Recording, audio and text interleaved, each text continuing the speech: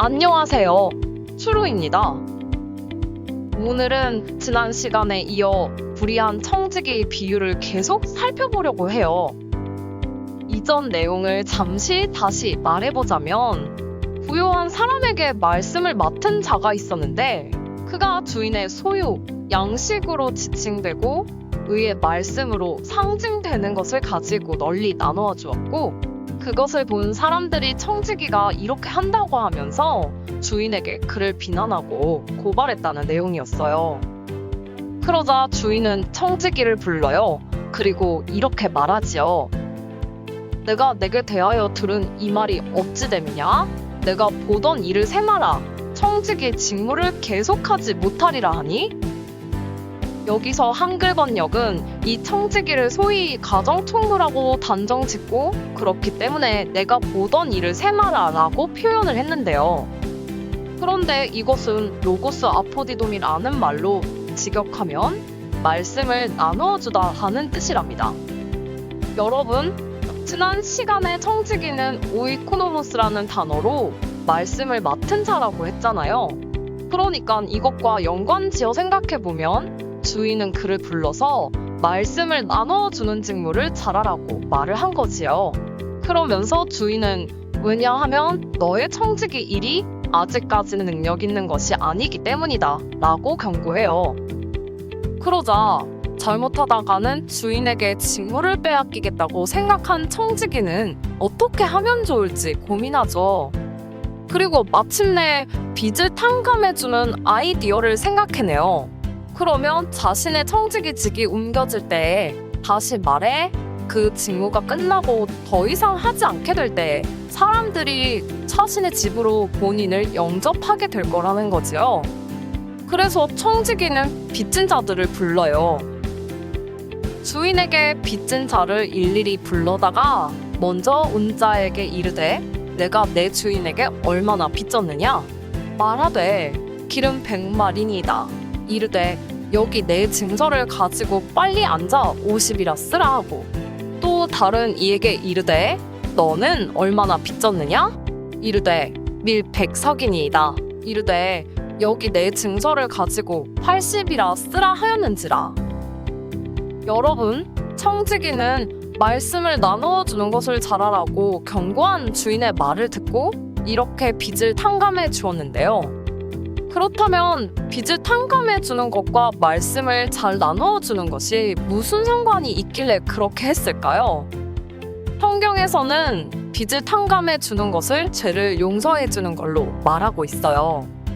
예수님께서는 자신의 발에 향유값을 부은 여인을 보고 바리새인들이 속으로 비난하자 그것을 아시고 모두가 들으라고 시몬에게 이런 이야기를 꺼내신 적이 있으시죠.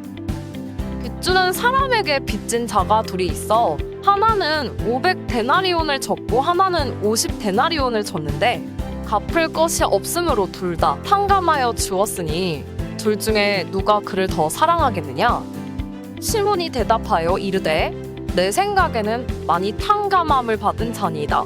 이르시되 내 판단이 옳다 하시고, 그리고 나서 예수님은 이어서 이렇게 말씀하셨어요. 내가 내 집에 들어올 때에 너는 내 머리에 감람류도 붓지 아니하였으되 그는 향유를 내 발에 부었느니라. 이러므로 내가 내게 말하노니 그의 많은 죄가 사하여졌도다. 이는 그의 사랑함이 많음이라. 사함을 받은 일이 적은 자는 적게 사랑하느니라. 그러니까 여러분, 성경에서 빚을 탕감해 준다는 것은 죄를 사해 준다는 걸 일컫는 표현이 되는 거죠. 우리가 다른 본문도 한번 살펴보면요. 예수님은 형제를 7번 정도 용서해주면 충분하지 않냐고 묻는 베드로에게 7번을 70번씩이라도 용서해주라고 하시면서 10,000달란트와 100데나리온 이야기를 하세요. 이 이야기는 주인이 10,000달란트 빚진 종이 그것을 갚을 수가 없으므로 불쌍히 여겨 탕감해 주었는데, 탕감받은 종이 자기에게 100데나리온 빌린 동료를 만나 빨리 갚으라고 하면서 옥에 가두기까지 했다는 이야기이죠. 이처럼 성경에서는 죄를 사해주고 용서해주는 것과 빚을 탕감해 주는 것을 같은 개념으로 이야기하고 있어요. 실제로 빚지다라는 단어 자체를 살펴봐도 우리는 이 오페일로라는 단어를 예수님이 주기도문에서 우리가 우리에게 죄 지은 모든 사람을 용서하오니 우리 죄도 사하여 주시옵고라고 할 때 죄를 지었다는 의미로 사용한 것을 알 수 있죠. 그래서 여러분, 성경에서 죄를 사해주는 것, 즉 속죄, 대속은 있었던 죄를 그냥 없애주는 것, 다시 말해 죄를 안 지은 걸로 해주는 걸 뜻하는 게 아니라 누군가가 죄를 대신 담당함으로써 그 죄를 갚는 것을 말하고 있어요. 우리가 잘 아는 대로 예수님이 십자가에 달려 돌아가신 이유는 우리의 죄를 대신 지시기 위해서였죠. 그래서 예수님은 십자가에서 마지막으로 다 이루었다라고 말씀하셨고, 그 말이 다름 아니라 다 갚았다, 다 지불했다라는 뜻이잖아요, 여러분. 쉽게 말해 이렇게 빚을 탕감해 주는 것은 빚을 갚는 것, 죄를 갚는 것, 용서해 주는 것을 의미하고 있답니다. 그렇다면 여러분, 빚을 탕감해 주는 것, 즉 죄를 용서해 주는 일과 말씀을 잘 나눠 주는 것과는 무슨 관련이 있을까요? 왜냐하면 주인이 말씀을 나누어 주는 일, 즉 청지기의 직무를 잘 하라고 경고했는데 청지기는 탕감, 즉 죄를 용서해 줬기 때문이죠. 여기서 우리는 한 가지 새로운 개념을 발견하게 되는데요. 그것은 바로 말씀을 잘 나누어 주는 것이 죄를 용서해 주는 거라는 개념이에요. 여러분, 말씀을 잘 나누어 주면 대체 어떻게 죄가 사해진다는 말일까요? 그런데요, 이것은 아주 이상한 생각 같지만 우리가 죄가 본질적으로 무엇인지를 한번 생각해 본다면 어렵지 않게 연관지을 수 있는 성경의 개념이에요. 구약에서 죄는 하타트라는 말인데 이것은 범법, 즉 법을 어긴 것을 뜻하고 있고, 신약에서 죄는 하마르티아인데 이것은 화살이 관역에서 빗나간 것을 뜻하고 있어요. 그러니까 성경이 말하는 죄는 무엇이냐면 하나님이 정하신 생명의 법과 의의 길이 있는데 거기서 우리가 벗어나면 그것을 죄라고 한다는 말이에요. 그래서 요한일서에서는 죄는 불법이라고 말을 하고 있죠. 다시 말해서 성경에서 말하는 죄는 우리가 마음과 행동으로 지은 죄를 뜻할 뿐만 아니라 본질적으로 하나님의 법에서 벗어난 상태 자체가 죄라고 말하고 있다는 거예요. 그렇다면 여러분, 이 죄, 즉 불법에서 돌이키고 회개한다는 것은 무슨 말이 되나요? 그것은 우리가 다시 하나님의 법으로 돌아온다는 것이 되는 거예요. 쉽게 말해 성경이 말하는 회개, 슈브와 메타노이아는 완전히 되돌아오는 걸 뜻한다는 것을 여러분이 잘 알고 계실 텐데, 그럼 대체 어디로 다시 돌아가야 하냐면 말씀으로 다시 돌아가야 한다는 거죠. 그러니까 엄밀히 말하면 진정한 회개는 우리가 잘못했다고 용서를 구하고 기도하고 참회하는 것으로 끝나는 게 아니라 이제는 죄를 짓던 것을 청산하고 그 행동을 반복하지 않아야 회개가 되는 것인데, 성경이 말하는 회개는 여기서 한 걸음 더 나아가 말씀으로까지 돌아가야 한다는 것을 알 수가 있어요.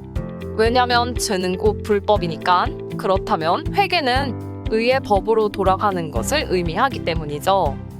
그래서 여러분, 호세아 선지자는 우리가 돌아갈 때는 말씀을 가지고 돌아가야 한다고 말하고 있지요.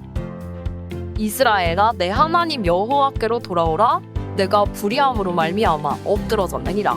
너는 말씀을 가지고 여호와께로 돌아와서 아뢰기를.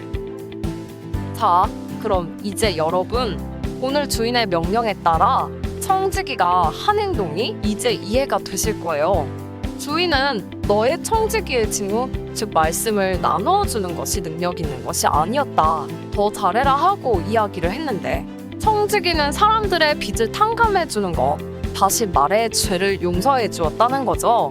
왜냐하면 진리의 말씀을 널리 나누어 주면은 그 말씀을 듣고 깨달은 사람이 불법인 죄에서 돌이켜 하나님의 생명의 영의 법으로 들어오게 되는데, 바로 그것이 빚을 탕감해 주는 것, 즉 죄를 사하는 것이 되기 때문이에요. 그래서 이런 의미에서 디모데서에서는 기도와 더불어 바로 말씀으로 우리가 거룩해질 수 있다고 말하고 있는 것이에요. 자, 이제 그렇다면 여러분, 우리가 이 비유에서 정말로 궁금한 것 몇 가지를 살펴볼 차례이지요. 첫 번째로는 이렇게 탕감해 주는 것이 왜 칭찬할 일인가 하는 거예요. 그것은 바로 이 탕감이 아까 살펴보았듯이 일반적인 탕감이 아니기 때문이에요. 이 청지기는 말씀을 맡은 종으로서 그 진리의 말씀을 올바로 분별하고 나눠서 다른 사람들을 불법에서 의로, 즉 흑암에서 빛으로, 죄에서 자유로 돌아오게 하는 탕감을 하고 있었던 것이에요. 그래서 여기서 주인은 청지기를 지혜롭다고 했는데, 이 말은 예수님이 충성되고 지혜로운 종, 즉 기름을 예비한 처녀와 반석 위에 집을 지은 사람을 향해서 사용하신 단어이고, 또 칭찬했다는 말은 본래 칭송, 찬양이라는 뜻인데, 그렇다면 주인이 이 청지기를 굉장히 높였다는 말이고, 더 나아가 이 청지기의 모습이 지금 하나님께 찬양과 영광이 되었다고 생각해 볼 수도 있는 거예요. 그러면 우리가 궁금한 게 또 하나 남았어요. 그건 바로, 그렇다면 대체 이 청지기는 왜 의롭지 못한 청지기라고 지칭되고 있고, 주인은 그가 불의의 제물로 친구를 사귀었다고 말하고 있으며, 또 주변 사람들은 주인에게 그를 비난하고 고발했냐 하는 거예요. 그것은 결론부터 말하자면 이 청지기가 실제로 불의한 청지기여, 불의한 제물로 친구를 사귀고 주인의 소유를 자의적으로 나누어 준 사람인 게 아니라, 주변에서 볼 때 이 사람을 그렇게 보고 손가락질했다는 거죠. 쉽게 말하면 여러분, 이 청지기는 바로 예수님을 상징하는 것이에요. 예수님은 안식일에 손 마른 사람을 고치셨고, 당시 부정하다고 여겨지던 병에 걸린 사람을 치유하시고, 죄인들과 세리들과 함께 잡수시며 그들에게 복음을 전하셨어요. 그런데 이 모습이 바로 바리새인들의 안목으로 볼 때 의롭지 못하다는 거지요. 율법 전문의 관점에서 예수님은 지금 주인의 것을 함부로 낭비하고 있다고 하는 거예요. 죄를 사하고 빚을 탕감해주는 그것이 불의한 제물로 친구를 만드는 걸로 여겨진다는 말이에요. 하지만 어떤가요? 예수님은 자신이 불의한 자로 여겨진다 할지라도 기름과 밀로 비유되는 성령의 진리의 말씀으로 불법에서 의의 법으로 돌아오게 하는 죄사함의 사역을 하고 계셨던 거예요. 그래서 그 은혜를 입은 자들은 예수님을 자신들의 영원한 처소로 영접하게 될 것이라는 게 오늘의 말씀이지요. 여러분, 주인은 그를 지혜롭다고 평가하며 한마디 덧붙이기를 이 세대의 아들들이 빛의 아들들보다 지혜롭다고 말씀해요. 이 빛의 아들들이라는 말은 쿰란의 에세네파가 자신들을 구별짓기 위해 사용한 용어로 밝혀졌는데요. 다시 말하면 유대인들 일반과는 다르게 자신들만이 의롭고 경건한 자들이라고 지칭할 때 바로 빛의 아들들이라는 용어를 썼다는 거예요. 그러니까 무슨 말이냐면 지금 자기 스스로를 빛의 아들들이라고 여기는 자들은 실제로는 하나님 보시기에 의를 전파하지 않고 있고, 도리어 이 세대의 아들들이라고 치부되는 불의한 청지기로 여겨지는 예수님은 지금 가장 지혜로운 자로서 하나님 나라를 전파하고 있다는 뜻인 거예요. 여러분, 그렇다면 우리는 어떤가요? 우리는 스스로를 어떻게 여기고 있고, 또한 청지기 예수님을 어떻게 바라보고 있고, 그리고 복음의 진리를 지금 어떻게 나누어주고 계신가요? 예수님은 마지막 때를 살고 있는 우리들에게 이렇게 말씀하고 계시답니다. 충성되고 지혜 있는 종이 되어 주인에게 그 집 사람들을 맡아 때를 따라 양식을 나눠줄 자가 누구냐? 추루, 오늘은 여기까지입니다. 감사합니다.